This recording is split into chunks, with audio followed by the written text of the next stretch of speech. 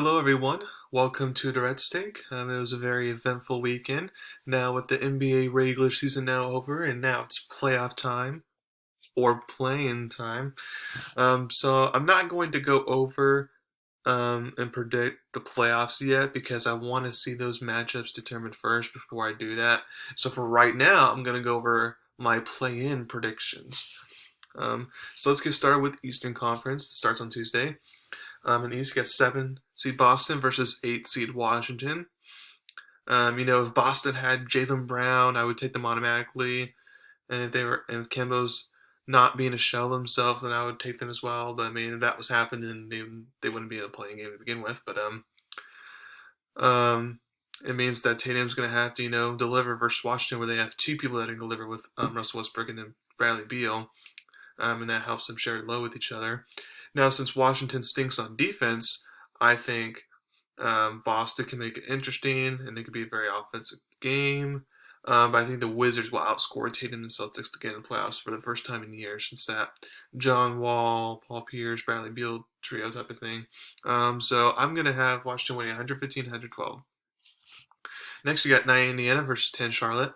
This game, believe it or not, has actually some intrigue. And here's why. First of all, some casual fans might wonder why Indiana's in this game to begin with. Well, it's because it didn't have T.J. Warren all year. He's been out. Brogdon's been out for half the year. Sabonis been in and out of the lineup due to injuries. Um, Levert came later, and he didn't play for a long time, because of his issue. So it's just been a bunch of in and out with the rotation and all that.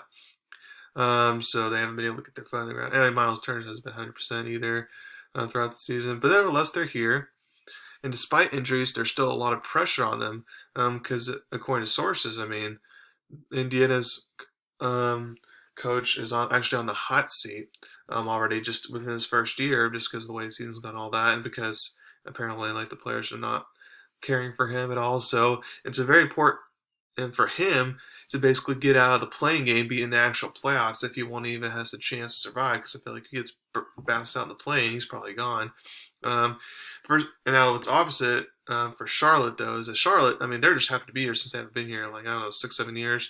So they're just gonna play all loosey goosey and all that, have fun out there, which could be a pro and a con at the same time because it's nice not to have pressure on you, but then if you overdo it and get too relaxed, lazy, and all that, then you can help the other team win basically.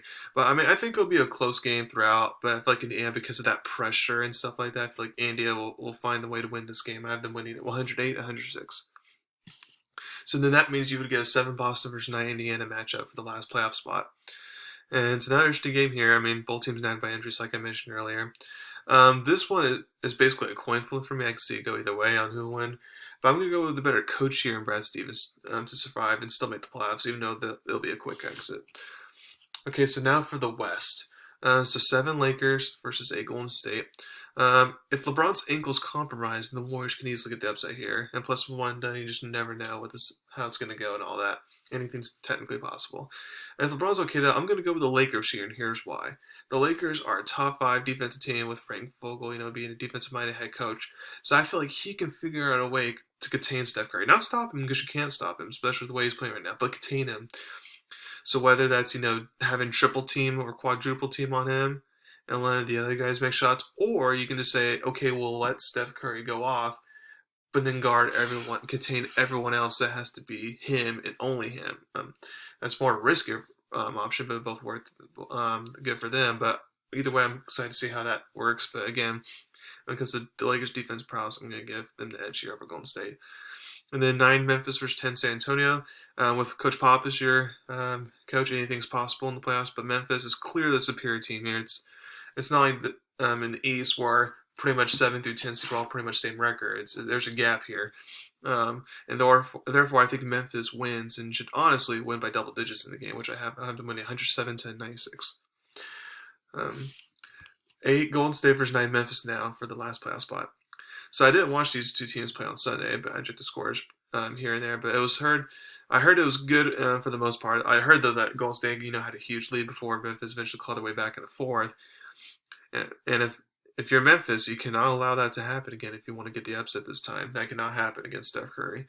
And I feel like this is going to be, like we saw that Memphis Portland playing game last year. This is exactly how I pictured this game's going to go this time around.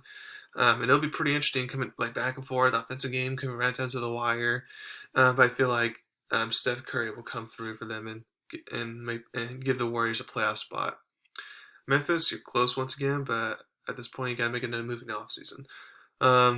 So yeah, when the play-in's over, like I said, I'll go over review my playoff predictions.